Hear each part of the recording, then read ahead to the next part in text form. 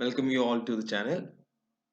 നമ്മൾ ഇന്ന് ഡിസ്കസ് ചെയ്യാൻ പോകുന്നത് കോർപ്പറേറ്റ് അക്കൗണ്ടിങ് എന്ന് പറഞ്ഞ പേപ്പറാണ്. കോർപ്പറേറ്റ് അക്കൗണ്ടിങ് എന്ന് പറഞ്ഞ പേപ്പർ എല്ലാ തവണയും സിലബസ് മാറി മാറി വരുന്ന ഒരു പേപ്പറാണ്. അപ്പോൾ ഈ തവണയും അതിന്റെ സിലബസ് ചെറുതായിട്ടൊന്ന് മാറിയിട്ടുണ്ട്. നമ്മൾ ഡിസ്കസ് ചെയ്ത് സ്റ്റാർട്ട് ചെയ്യുന്നത് മൊഡ്യൂൾ 4 വെച്ചിട്ടാണ്. ഓക്കെ, മൊഡ്യൂൾ 4 ഒരു ബന്ധവുമില്ല, ഇതിനു മുമ്പുള്ള മൊഡ്യൂൾസും ഇതുമായിട്ട് ഒരു ബന്ധവുമില്ല. ഇതിനു മുമ്പുള്ളത് ബാങ്കിങ്ങും ഇൻഷുറൻസും ഡിബഞ്ചറും റിഡംഷനും ഒക്കെയാണ്. ഓരോ മൊഡ്യൂളും ഡിഫറെന്റ് ആണ്. ഓക്കെ, സോ നമ്മൾ അതിന്റെ കണ്ടിന്യൂഷൻ പ്രോബ്ലം ഒന്നും നമുക്ക് എന്ത് ചെയ്യില്ല, വരില്ല. ഓക്കെ, സോ നമ്മൾ സ്റ്റാർട്ട് ചെയ്യുന്നത് ഈ മൊഡ്യൂൾ 4 എന്ന് പറഞ്ഞാൽ കൺസോളിഡേറ്റഡ് ഫിനാൻഷ്യൽ സ്റ്റേറ്റ്മെന്റ്സ് ആണ് മൊഡ്യൂളിന്റെ പേര്. കൺസോളിഡേറ്റഡ് ഫിനാൻഷ്യൽ സ്റ്റേറ്റ്മെന്റ്സിന്റെ ഇൻഡേസ് നമ്പർ എന്ന് പറയുന്നത് 110 ആണ്. IFRS 10ഉമാണ്. ഇന്ത്യൻ അക്കൗണ്ടിംഗ് സ്റ്റാൻഡേർഡ്സ് 110യും IFRS international financial reporting standards 10ഉമാണ് ഈ കൺസോളിഡേറ്റഡ് ഫിനാൻഷ്യൽ സ്റ്റേറ്റ്മെന്റ്സിന് കൊടുക്കുന്നത്.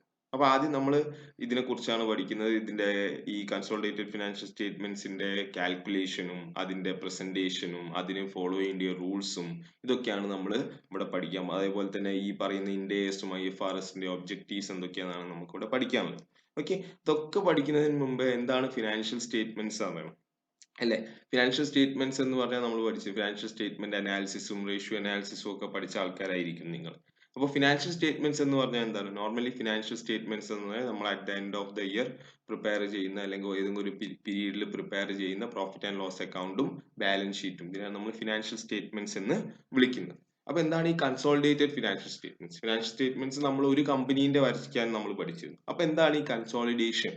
അപ്പൊ ഈ വേർഡ് മീനിങ്ങിലേക്ക് പോവാ. എന്താണ് കൺസോളിഡേഷൻ എന്ന് പറഞ്ഞാൽ? കൺസോളിഡേഷൻ എന്ന് പറഞ്ഞാൽ രണ്ടെണ്ണത്തിനെ ഒന്നിച്ചു കൊണ്ടുവരുന്നതിനെയാണ് നമ്മൾ എന്ത് പറയുന്നത്?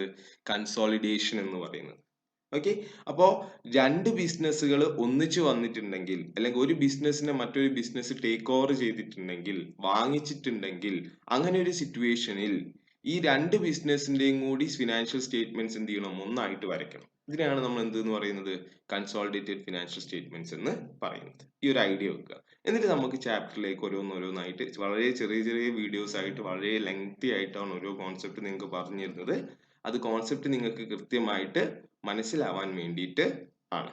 ഓക്കെ, സോ നമുക്ക് കിടക്കാം. ഫസ്റ്റ് ഇത് പഠിക്കണമെങ്കിൽ ആദ്യം നമ്മൾ ഈ AS പഠിക്കണം, അതായത് ഈ ഇൻഡേസ് പഠിക്കണം. ഈ അക്കൗണ്ടിങ് സ്റ്റാൻഡേർഡ് 103 IFRS 3 എന്ന് പറഞ്ഞ ഒരു അക്കൗണ്ടിങ് സ്റ്റാൻഡേർഡ് ഉണ്ട്.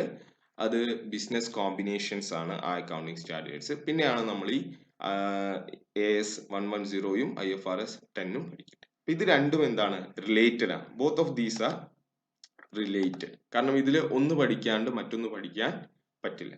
ഈ കൺസോളിഡേറ്റഡ് ഫിനാൻഷ്യൽ സ്റ്റേറ്റ്മെന്റ്സിന്റെ IFRS നമുക്ക് എങ്ങനെ ഈ ഫിനാൻഷ്യൽ സ്റ്റേറ്റ്മെന്റ് പ്രസന്റ് ചെയ്യാന്നേ പഠിപ്പിക്കുന്നുള്ളൂ. ഓക്കെ, ഇത് എങ്ങനെ പ്രസന്റ് ചെയ്യാം, ഇതിന്റെ തിയറി പാർട്ടാണ് എന്ത് പഠിപ്പിക്കുന്നത്? ഈ കൺസോളിഡേറ്റഡ് ഫിനാൻഷ്യൽ സ്റ്റേറ്റ്മെന്റ്സ് പഠിപ്പിക്കുന്നത്.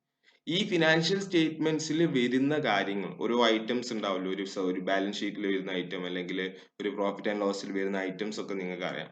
ആ ഐറ്റംസ് എങ്ങനെ കാൽക്കുലേറ്റ് ചെയ്യണം, അതിനുള്ള റൂൾസ് ആൻഡ് റെഗുലേഷൻസ് കിടക്കുന്നത് എവിടെയാണ്? ഇവിടെയാണ്.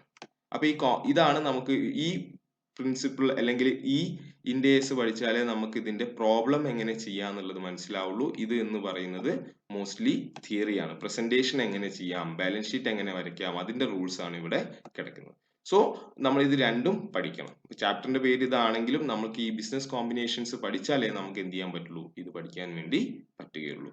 Okay, so we start with business combination. ഈ ചാപ്റ്ററിൽ എന്താ പഠിക്കേണ്ടതെന്ന് പഠിച്ചു. രണ്ട് ഇൻഡേസുകൾ 110യും 103യും ആണ് പഠിക്കേണ്ടതെന്ന് പഠിച്ചു. ബിസിനസ് കോമ്പിനേഷനും കൺസോളിഡേറ്റഡ് ഫിനാൻഷ്യൽ സ്റ്റേറ്റ്മെന്റ്സിന്റെ രണ്ട് ഇൻഡേസുകളാണ് പഠിക്കേണ്ടതെന്ന് പഠിച്ചു. അതിൽ ഫസ്റ്റ് നമ്മൾ പറഞ്ഞത് ബിസിനസ് കോമ്പിനേഷൻ ആണ്. ഇത് പഠിച്ചാലേ അടുത്തത് പഠിക്കാൻ പറ്റൂ എന്നുള്ളത് നമ്മൾ പറഞ്ഞു. ഓക്കെ, അപ്പോ ബിസിനസ് കോമ്പിനേഷൻ എന്ന് പറഞ്ഞാൽ എന്താ? Okay, so the question is what is business combination? നമ്മൾ ഇതുവരെ കേട്ടിട്ടില്ല അല്ലെ? ഇങ്ങനെ നമ്മൾ നിൽക്കുകയാണ്. എന്താണ് ഈ ബിസിനസ് കോമ്പിനേഷൻ? കോമ്പിനേഷൻ നമ്മൾ കേട്ടിട്ടുണ്ട് അല്ലെ? കോമ്പിനേഷൻ എന്ന് പറഞ്ഞാൽ എന്താ? It come from the word combine. ഇപ്പൊ കമ്പൈൻ എന്ന് പറഞ്ഞാൽ എന്താണ്? രണ്ട് കാര്യങ്ങൾ ഒരുമിച്ച് കൊണ്ടുവരുന്നതിനെ നമ്മൾ എന്തെന്ന് പറയുന്നത്? കമ്പൈൻ എന്ന് പറയുന്നത്. ഓക്കെ, അതിനെ ഒരുമിച്ച് കൊണ്ടുവരുന്നത് നമ്മൾ കമ്പൈൻ എന്ന് പറയുന്നത്. അപ്പൊ അങ്ങനെയാണെങ്കിൽ ബിസിനസ് കോമ്പിനേഷൻ എന്ന് പറഞ്ഞാൽ എന്താവും? Simple logic. രണ്ട് ബിസിനസ്സുകൾ ഒരുമിച്ച് വരുമ്പോൾ അതിനെയാണ് നമ്മൾ എന്ത് പറയുന്നത്? ബിസിനസ് കോമ്പിനേഷൻ എന്ന് പറയുന്നത്. അപ്പൊ നമുക്ക് ഇതിനൊരു ഡെഫിനിഷൻ ഉണ്ടാവുമല്ലോ. ഈ കാര്യം മനസ്സിൽ വെച്ചിട്ട് കമ്പൈൻ ചെയ്യുക, ഒരുമിച്ച് കൊണ്ടുവരിക എന്നുള്ളതാണ്. അപ്പൊ ഈ കാര്യം മനസ്സിൽ വെച്ചിട്ട് നമുക്കൊരു ഡെഫിനിഷൻ തന്നിട്ടുണ്ട്. ഇതാണ് definition. Business combination is a transaction or event in which a business organization obtains control of one or more businesses. അപ്പോൾ ബിസിനസ് കോമ്പിനേഷൻ എന്ന് പറഞ്ഞ ഒരു ട്രാൻസാക്ഷൻ ആണ്. ട്രാൻസാക്ഷൻ എന്ന് പറഞ്ഞാൽ ബൈയിങ് ഓർ സെല്ലിംഗ് ആണ്. Instance of buying and selling ആണ് transaction എന്ന് പറയുന്നത്. ഇൻ വിച്ച് ഈ ട്രാൻസാക്ഷനിൽ എന്താണ് സംഭവിക്കുന്നത്? ഒരു ബിസിനസ് ഓർഗനൈസേഷൻ മറ്റൊരു ബിസിനസ് ഓർഗനൈസേഷന്റെ മേത്തിൽ എന്തെടുക്കും? കൺട്രോള് എടുക്കും. അപ്പോ ഒരു ബിസിനസ് ഓർഗനൈസേഷൻ മറ്റൊരു ബിസിനസിന്റെ കൺട്രോൾ, മേധാവിത്വം അല്ലെങ്കിൽ അവിടെ ഡിസിഷൻ എടുക്കാനുള്ള അധികാരം എടുക്കുന്നതിനെയാണ് നമ്മൾ എന്ത് എന്ന് പറയുന്നത്? ബിസിനസ് കോമ്പിനേഷൻ എന്ന് പറയുന്നത്. ഇപ്പൊ മനസ്സിലാവാത്ത ആൾക്കാർക്ക്, ഇപ്പൊ സപ്പോസ് രണ്ട് ബിസിനസ്സസ് ഉണ്ട്, എ ലിമിറ്റഡും ബി ലിമിറ്റഡും. ഓക്കെ, ഇവിടെ എന്താ സംഭവിക്കുന്നത് വെച്ചാൽ എ ലിമിറ്റഡ് ബി ലിമിറ്റഡിന്റെ കൺട്രോൾ എടുക്കുകയാണ്. എ ലിമിറ്റഡ് അതായത് ബി ലിമിറ്റഡിൽ ഡിസിഷൻസ് എടുക്കാനുള്ള അധികാരം. അപ്പൊ കൺട്രോൾ എന്ന് പറയുന്നത് കൊണ്ട് നമ്മൾ ഉദ്ദേശിക്കുന്നത് എന്താ? തീരുമാനം എടുക്കാനുള്ള അധികാരം. അപ്പോൾ ബി ലിമിറ്റഡിൽ തീരുമാനം എടുക്കാനുള്ള അധികാരം ആര് ഏറ്റെടുക്കുകയാണ്? A limited ഏറ്റെടുക്കുകയാണ്. അതെങ്ങനെയാ അധികാരം ഏറ്റെടുക്കുക എന്നുള്ളത് ഞാൻ ലേറ്റർ പാർട്ട് ഓഫ് വീഡിയോയിൽ പറഞ്ഞുതരാം. അപ്പൊ ഇങ്ങനെ എ ലിമിറ്റഡ് പൈസ കൊടുത്തിട്ടോ അല്ലെങ്കിൽ മറ്റെന്തെങ്കിലും മാർഗത്തിലൂടെയോ ബി ലിമിറ്റഡിൽ കൺട്രോൾ എടുക്കുന്ന ട്രാൻസാക്ഷൻ അല്ലെങ്കിൽ കൺട്രോൾ എടുക്കുന്ന ഇവന്റിനെയാണ് നമ്മൾ എന്ത് എന്ന് പറയുന്നത്? ബിസിനസ് കോമ്പിനേഷൻ എന്ന് പറയുന്നത്. മനസ്സിലായെന്ന് വിചാരിക്കുന്നു. ഇങ്ങനെ ഒരു ബിസിനസ് കോമ്പിനേഷൻ നടക്കുമ്പോൾ അവിടെ എന്തുണ്ടാവും? രണ്ട് തരത്തിലുള്ള പാർട്ടീസ് ഉണ്ടാവും. സോ ഇവിടെ തന്നെ ഒരു കോമ്പിനേഷൻ അല്ലെങ്കിൽ ഇവിടെ ഒരു ബൈയിങ് ആൻഡ് സെല്ലിംഗ് നടന്നപ്പോൾ രണ്ട് തരത്തിലുള്ള പാർട്ടീസ് ഉണ്ട്. നോർമലി നമ്മൾ അവരെന്ത് വിളിക്കും?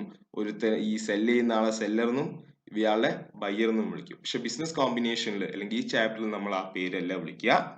നമ്മൾ വിളിക്കുക the result of business combination is one entity, acquirer, obtains control of one or more entity, acquiree. Business combination നടക്കുമ്പോൾ അവിടെ രണ്ട് പാർട്ടീസ് വരും. ഒന്ന് acquirer, മറ്റൊന്ന് acquiree. ഒന്ന് വാങ്ങുന്ന ആളും ഒന്ന് വിൽക്കുന്ന ആളും. അപ്പൊ എന്താണ് ഈ acquirer, എന്താണ് ഈ acquiree എന്ന് നമുക്ക് നോക്കാം. അപ്പൊ ഒരു ബിസിനസ് കോമ്പിനേഷൻ നടക്കുമ്പോൾ അവിടെ രണ്ട് എൻറ്റിറ്റി ഉണ്ടാവുമെന്ന് പഠിച്ചു. ഒരു എൻറ്റിറ്റി എക്വയറും മറ്റൊരു എൻറ്റിറ്റി എക്വയറും. ഇനിയിപ്പോ നമ്മൾ നേരത്തെ കണ്ട ബിസിനസ് കോമ്പിനേഷനിൽ എ ലിമിറ്റഡ് ബി ലിമിറ്റഡിന്റെ കൺട്രോൾ ഏറ്റെടുക്കുമ്പോൾ അവിടെ ആരാണ് എക്വയറർ, ആരാണ് എക്വയറി എന്ന് പഠിച്ചാൽ നിങ്ങളുടെ കൺഫ്യൂഷൻ അവിടെ തീരും. അപ്പൊ എക്വയറർ ആരാണ്? ഇവിടെ എ ലിമിറ്റഡ് ആണ് എക്വയറർ, ബി ലിമിറ്റഡ് ആണ് എക്വയറി.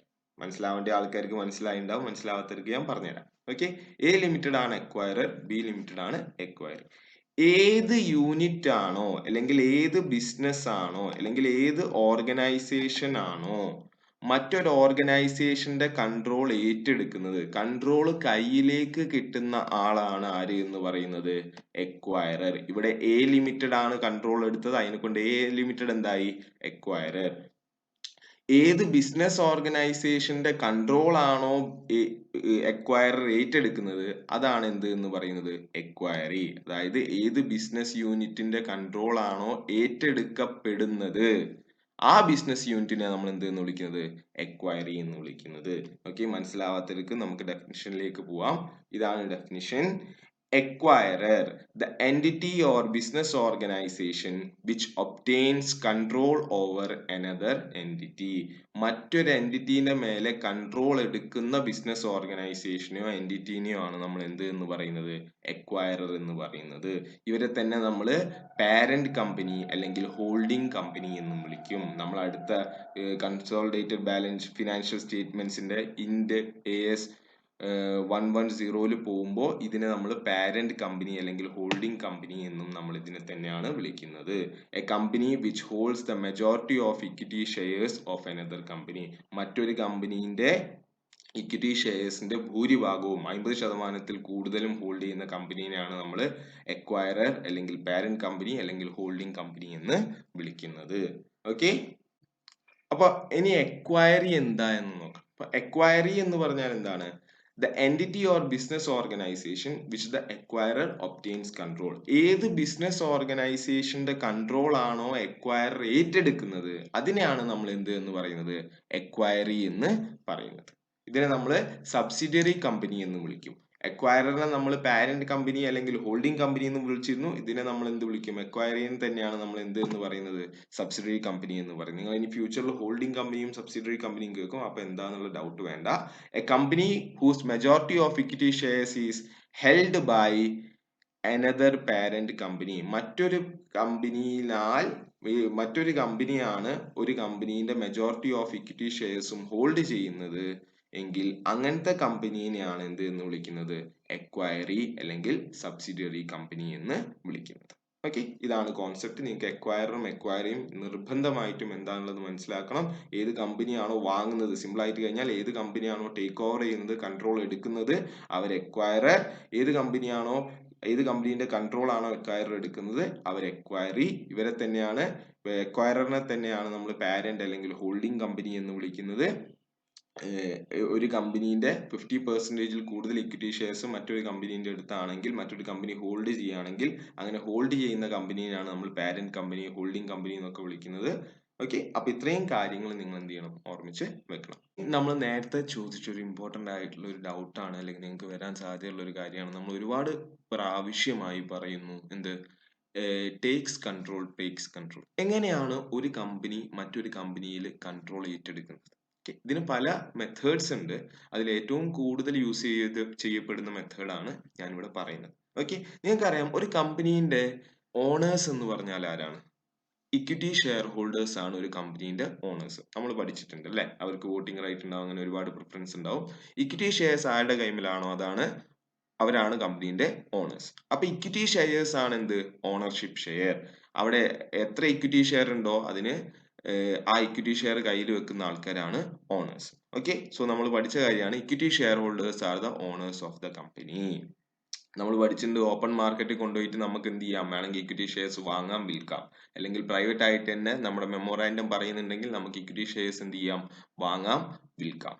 അപ്പൊ മറ്റൊരു കമ്പനി എന്ത് ചെയ്യുന്നു വെച്ചാല് ഏതെങ്കിലും ഒരു കമ്പനീന്റെ ഇക്വിറ്റി ഷെയർസിന്റെ മെജോറിറ്റി പോർഷനും കയ്യിലാക്കി കഴിഞ്ഞാൽ ഇക്വിറ്റി ഷെയർസ്, നമ്മൾ പറഞ്ഞു ഇക്വിറ്റി ഷെയർസിനാണ് വോട്ടിംഗ് റൈറ്റ് ഉള്ളത്. ഇപ്പൊ എന്റെ കയ്യിൽ ഒരു കമ്പനീന്റെ 60% അല്ലെങ്കിൽ 51%-ൽ കൂടുതലും ഇക്വിറ്റി ഷെയർസ് എന്റെ കയ്യിലാണെങ്കിൽ എന്തെങ്കിലും ഒരു മാറ്റർ വോട്ടിങ്ങിന് വന്നാൽ എനിക്ക് എന്ത് ചെയ്യാൻ പറ്റും? ഒറ്റയ്ക്ക് തന്നെ ആ വോട്ടിങ്ങിൽ ജയിക്കാൻ വേണ്ടി പറ്റും. കാരണം ഇക്വിറ്റി ഷെയർ വോട്ടിംഗ് റൈറ്റ് എങ്ങനെയാണ്? ബേസ്ഡ് ഓൺ ഇക്വിറ്റി ഷെയർ ആണ്. 1 man 1 vote അല്ല, 1 share 1 vote ആണ്. അപ്പൊ ഇങ്ങനെയാണ് ഒരു കമ്പനി മറ്റൊരു കമ്പനീനെ എന്ത് ചെയ്യുന്നത്? കൺട്രോള് എടുക്കുന്നത്. ഓക്കെ, മനസ്സിലായല്ലോ? എങ്ങനെ കൺട്രോൾ എടുക്കുന്നത് മനസ്സിലായല്ലോ? ഇക്വിറ്റി ഷെയർസ് വാങ്ങിച്ചിട്ട് an acquirer takes control of acquiree by purchasing the equity shares. Equity shares 51%-ൽ കൂടുതൽ നമ്മുടെ കയ്യിൽ വന്നു കഴിഞ്ഞാൽ ആ കമ്പനിയിൽ എന്ത് തീരുമാനം വേണമെങ്കിലും നമുക്ക് എന്ത് ചെയ്യാൻ പറ്റും? എടുക്കാൻ വേണ്ടി പറ്റും. ഇതിനെയാണ് നമ്മൾ ഇത്ര നേരം ടേക്കിംഗ് കൺട്രോൾ, ഒബ്റ്റൈനിങ് കൺട്രോൾ എന്ന് പറയുന്നത്. ഓക്കെ, അപ്പൊ ഇവിടെ നമ്മൾ പറഞ്ഞു കഴിഞ്ഞാൽ പേ ലിമിറ്റഡ് ആൻഡ് ബി ലിമിറ്റഡ് ഉണ്ട്. അതിൽ ഇപ്പൊ സപ്പോസ് എങ്ങനെയാണ് ഒരു കമ്പനി അതിന്റെ പെർസെന്റേജ് ഹോൾഡിങ്സ് എന്ന് പറഞ്ഞ സാധനം ഉണ്ട്, എങ്ങനെയാണ് ഒരാൾ എക്വയർ ആയോ എന്ന് മനസ്സിലാവും. ഓക്കെ, ഇപ്പൊ ബി ലിമിറ്റഡിന് 10,000 ഇക്വിറ്റി ഷെയർസ് ഉണ്ട്. അതിൽ 7,000 ഇക്വിറ്റി ഷെയർസ് ആര് പർച്ചേസ് ചെയ്തു? എ ലിമിറ്റഡ് പർച്ചേസ് ചെയ്തു. അങ്ങനെ പർച്ചേസ് ചെയ്ത് കഴിഞ്ഞാല് നിങ്ങൾക്ക് ഇവിടെ നോക്കിയാൽ മനസ്സിലാവും 10,000 ആണ് total equity shares. A limited purchase ചെയ്തത് 7,000. അപ്പൊ 70% ആണ് എന്ത്? പെർസെന്റേജ് ഹോൾഡിങ്സ് എന്ന് പറയുന്നത്. അപ്പോ എ ലിമിറ്റഡിന് ബി ലിമിറ്റഡിലുള്ള ഷെയറിന്റെ പെർസെന്റേജ് എത്രയാണ്? 70%. അതായത് ബി ലിമിറ്റഡിന്റെ ടോട്ടൽ ഷെയർസിന്റെ 70% ആരുടെ കൈമിലാണ്? എ ലിമിറ്റഡിന്റെ കൈമിലാണ്. അപ്പൊ എ ലിമിറ്റഡ് ആരായി? എക്വയർ ആയി. ബി ലിമിറ്റഡ് എക്വയറി ആയി. കാരണം കൺട്രോൾ ആര് ഏറ്റെടുത്തു? 51%-ൽ കൂടുതൽ ഉണ്ടെങ്കിൽ ആരുടെ കയ്യിലാണ് കൺട്രോള്? ആ 51% ഉള്ള ആളുടെ കയ്യിലാണ്. ഇങ്ങനെയാണ് കൺട്രോള് ഏറ്റെടുക്കപ്പെടുന്നത്. മനസ്സിലായി എന്ന് വിചാരിക്കുന്നു. ഓക്കെ, ഇതിനെയാണ് നമ്മൾ പെർസെന്റേജ് ഹോൾഡിങ്സ് എന്ന് വിളിക്കുന്നത്. ഈ പെർസെന്റേജ് ഹോൾഡിങ്സ് കണ്ടുപിടിക്കാൻ ഒരു ഫോർമുല ഉണ്ട്. ഇതാണ് formula. Total shares of acquiree, നമ്മൾ നേരത്തെ ഇവിടെ പറഞ്ഞ 10,000 shares, total shares of acquiree divided by number of shares of acquirer, അതായത് എത്ര ഷെയർസ് എക്വയറർ ടേക്ക് ഓവർ ചെയ്യുന്നുണ്ടോ അത്, ഇൻറ്റു 100. ഇതാണ് പെർസെന്റേജ് ഹോൾഡിങ്ങിന്റെ ഫോർമുല. അപ്പൊ ഇതിൽ നിങ്ങൾക്ക് ഒരു 1-2 ക്വസ്റ്റ്യൻസ് ചെയ്യാൻ തരാം, അത് നിങ്ങൾ സോൾവ് ചെയ്യേണ്ടി വരും. അപ്പോൾ ഇത് നോക്കി വെക്കാം. ഓക്കെ, മനസ്സിലായി എന്ന് വിചാരിക്കും. അടുത്തത് നമ്മൾ ഈ ബിസിനസ് കോമ്പിനേഷൻ എന്താന്നുള്ളത് നമ്മൾ പഠിച്ചു. ഇനി ഇങ്ങനെ ഒരു IFRS, international financial reporting standards, അല്ലെങ്കിൽ ഇന്ത്യൻ അക്കൗണ്ടിംഗ് സ്റ്റാൻഡേർഡ്, ഇതിന്റെ ഒബ്ജക്റ്റീവ് എന്താണ്? എന്താണ് ഈ IFRSന്റെ ലക്ഷ്യം? ഇപ്പോൾ എല്ലാ IFRSനും ഒരു ലക്ഷ്യം ഉണ്ടാവും. അപ്പൊ ഇതിന്റെ ലക്ഷ്യം എന്താന്നുള്ളതാണ്. അപ്പൊ ഇതിന്റെ ലക്ഷ്യം എന്ന് പറഞ്ഞാൽ ഒന്നുമില്ല, ഒരു ബിസിനസ് കൺസോൾട്ടേഷൻ അല്ലെങ്കിൽ ഒരു ബിസിനസ് കോമ്പിനേഷൻ നടന്നു കഴിഞ്ഞാൽ അതിന്റെ റിലയബിൾ ആയിട്ടുള്ള ഇൻഫോർമേഷൻ അല്ലെങ്കിൽ റിലവന്റ് ആയിട്ടുള്ള ഇൻഫോർമേഷൻ പബ്ലിക് ചെയ്യിപ്പിക്കുക അല്ലെങ്കിൽ പബ്ലിഷ് ചെയ്യിപ്പിക്കുക എന്നുള്ളതാണ് ഇതിന്റെ ലക്ഷ്യം. എന്താണ്? The objective of IFRS 3 business combination is to improve the relevance, reliability and comparability of the information that a reporting entity provides in its financial statements about a business combination and its effect. അപ്പോ ഒരു company മറ്റൊരു കമ്പനിയെ ഏറ്റെടുത്തിട്ടുണ്ടെങ്കിൽ അത് business combination ആയി. അങ്ങനെ ഒരു business combination നടന്നിട്ടുണ്ടെങ്കിൽ ആ combination എങ്ങനെ നടന്നു, അത് എത്ര രൂപക്കായിരുന്നു, അതിനെ പറ്റിയുള്ള റിലവന്റ് ആയിട്ടുള്ള ഇൻഫോർമേഷൻ പ്രൊവൈഡ് ചെയ്യിപ്പിക്കാൻ വേണ്ടിയാണ് എന്ത് ചെയ്യുന്നത്, ഈ പ്രൊവൈഡ് ചെയ്യിപ്പിക്കുന്ന സ്റ്റാൻഡർഡൈസ്ഡ് ആയിട്ട് പ്രൊവൈഡ് ചെയ്യിപ്പിക്കാൻ വേണ്ടിയാണ് എന്ത് ചെയ്യുന്നത്, ഈ IFRS 3 എന്ന് പറഞ്ഞ ബിസിനസ് കോമ്പിനേഷന്റെ IFRS അല്ലെങ്കിൽ Ind AS ഉള്ളത്. ഓക്കെ, അപ്പോ അടുത്തത് the Ind AS establishes principles and requirements for how the acquirer would. അപ്പൊ acquirer എങ്ങനെയാണ് ചെയ്യേണ്ടത്, how the acquirer എന്തൊക്കെ ഇൻഫോർമേഷൻ ആണ് ഈ Ind AS ഉണ്ടാവുക. First one, recognize and measure in its financial statement the identifiable assets acquired, the liabilities assumed and any non-controlling interest. എങ്ങനെയാണ് എക്വയറിന്റെ assets acquire ചെയ്തത്, എത്ര രൂപക്കാണ്, എത്ര ലയബിലിറ്റി ഏറ്റെടുത്തു, നോൺ കൺട്രോളിങ് ഇൻട്രസ്റ്റ് കോൺസെപ്റ്റ് നമ്മൾ പഠിക്കും. ഇപ്പൊ നിങ്ങൾ കൺഫ്യൂസ്ഡ് ആവണ്ട, ഇതൊക്കെ അറിയാൻ വേണ്ടിയിട്ടാണ്. പിന്നെ recognize and measure the goodwill acquired in the business combination or any gain from a bargain purchase. അതായത് എന്തെങ്കിലും ഗുഡ്വിൽ കിട്ടിയോ, ഒരു സബ്സിഡറി കമ്പനി ഏറ്റെടുക്കുമ്പോൾ ഗുഡ്വില്ലിന് വേണ്ടി നമ്മൾ എന്തെങ്കിലും പൈസ കൊടുത്തോ, അല്ലെങ്കിൽ നമുക്ക് എന്തെങ്കിലും ലാഭം ഉണ്ടായോ, ഇതൊക്കെ അറിയാനും കൂടി വേണ്ടിയിട്ടാണ് നമ്മൾ Ind AS 103 ഒബ്ജക്റ്റീവ് ആയിട്ട് വെച്ചിരിക്കുന്നത്. And last one is determine what information to disclose to enable users of the financial statements to evaluate the nature and financial effects of the combination. അടുത്തത് എന്തൊക്കെ ഇൻഫോർമേഷൻ ഡിസ്ക്ലോസ് ചെയ്യണം, അതായത് എന്തൊക്കെ ഈ ഒരു ബിസിനസിനെ പർച്ചേസ് ചെയ്യുമ്പോൾ ഉണ്ടായിട്ടുള്ള ട്രാൻസാക്ഷൻസിന്റെ എന്തൊക്കെ ഇൻഫോർമേഷൻസ് പ്രിപ്പയർ ചെയ്ത് കൊടുക്കണം, ആർക്ക്, ഇൻട്രസ്റ്റഡ് യൂസേഴ്സ് ഓഫ് അക്കൗണ്ടിങ് ഇൻഫോർമേഷൻസിന് എന്തൊക്കെ ഇൻഫോർമേഷൻസ് കൊടുക്കണം, എന്തിനു വേണ്ടിയിട്ടാ, അവർക്ക് ഡിസിഷൻസ് എടുക്കാൻ വേണ്ടിയിട്ട്. ഇത്രയാണ് ഇതിന്റെ ഒബ്ജക്റ്റീവ്സ് എന്ന് പറയുന്നത്. ബിസിനസ് കോമ്പിനേഷൻസിന്റെ Ind AS, അതായത് Ind AS 103 കുറിച്ച് നമ്മൾ ഡീറ്റെയിൽ ആയിട്ട് ചർച്ച ചെയ്തു. അത് ഞാൻ പറഞ്ഞു, ഇത് രണ്ടും റിലേറ്റഡ് ആണ്. അത് പഠിച്ചു കഴിഞ്ഞാലേ നമുക്ക് എന്ത് ചെയ്യാൻ പറ്റുള്ളൂ, ഇത് അണ്ടർസ്റ്റാൻഡ് ചെയ്യാൻ വേണ്ടി പറ്റുള്ളൂ. അപ്പൊ നമ്മൾ അടുത്ത Ind ASലേക്ക് പോവാണ്, കൺസോളിഡേറ്റഡ് ഫിനാൻഷ്യൽ സ്റ്റേറ്റ്മെന്റ്സിന്റെ Ind AS. അപ്പൊ കൺസോളിഡേറ്റഡ് ഫിനാൻഷ്യൽ സ്റ്റേറ്റ്മെന്റ്സ് എന്ന് പറഞ്ഞാൽ എന്താണ്? ഫിനാൻഷ്യൽ സ്റ്റേറ്റ്മെന്റ്സ് എന്ന് പറഞ്ഞാൽ നമ്മൾ പറഞ്ഞു balance sheet and profit and loss account, അതിനാണ് നമ്മൾ എന്ത് എന്ന് പറയുന്നത്, ഫിനാൻഷ്യൽ സ്റ്റേറ്റ്മെന്റ്സ് എന്ന്. അപ്പോൾ കൺസോളിഡേറ്റഡ് ഫിനാൻഷ്യൽ സ്റ്റേറ്റ്മെന്റ്സ് എന്ന് പറഞ്ഞാൽ എന്താണ്? കൺസോളിഡേറ്റഡ് ഫിനാൻഷ്യൽ സ്റ്റേറ്റ്മെന്റ്സ് എന്ന് പറഞ്ഞാലും നമ്മൾ ആ പഠിച്ച കാര്യം തന്നെ, ബാലൻസ് ഷീറ്റും ക്യാഷ് ഫ്ലോയും അല്ലെങ്കിൽ പ്രോഫിറ്റ് ആൻഡ് ലോസ് അക്കൗണ്ട് ഒക്കെ തന്നെ. പക്ഷേ ഇതിൽ ചെറിയൊരു വ്യത്യാസം ഉണ്ടാവും. എന്താണ് വ്യത്യാസം എന്ന് വെച്ചാൽ, consolidated financial statements are the financial statements of A group in which the assets, liability, equity, income, expenses and cash flow of parent company and its subsidiary are presented as those of a single economic unit. അപ്പോ ഒരു parent കമ്പനീന്റെ, നമ്മൾ നേരത്തെ പറഞ്ഞ acquirer അല്ലെങ്കിൽ holding company, പിന്നെ ഒരു അക്വയറി അതായത് subsidiary, ഇതിന്റെ രണ്ടിന്റെയും ഇൻഫോർമേഷൻസ് അല്ലെങ്കിൽ ബാലൻസ് ഷീറ്റും പ്രോഫിറ്റ് ആൻഡ് ലോസ് അക്കൗണ്ടും ഒരുമിച്ച് പ്രസന്റ് ചെയ്യുന്നതിനെയാണ് നമ്മൾ എന്ത് എന്ന് പറയുന്നത്, കൺസോളിഡേറ്റഡ് ഫിനാൻഷ്യൽ സ്റ്റേറ്റ്മെന്റ്സ് എന്ന് പറയുന്നത്. ഈ അസെറ്റ്സും ലയബിലിറ്റിയും ഇൻകവും ഇക്വിറ്റിയും എക്സ്പെൻസും എല്ലാം ഫിനാൻഷ്യൽ സ്റ്റേറ്റ്മെന്റ്സിൽ വരുന്ന ഐറ്റം ആണ്. ഓക്കെ, അപ്പൊ കൺസോളിഡേറ്റഡ് ഫിനാൻഷ്യൽ സ്റ്റേറ്റ്മെന്റ്സ് എന്ന് പറഞ്ഞാൽ ഇത്രയും കാര്യങ്ങൾ വരും. Consolidated balance sheet, consolidated profit and loss account, consolidated cash flow ഒക്കെ വരും, ക്യാഷ് ഫ്ലോ സ്റ്റേറ്റ്മെന്റ് ഒക്കെ വരും.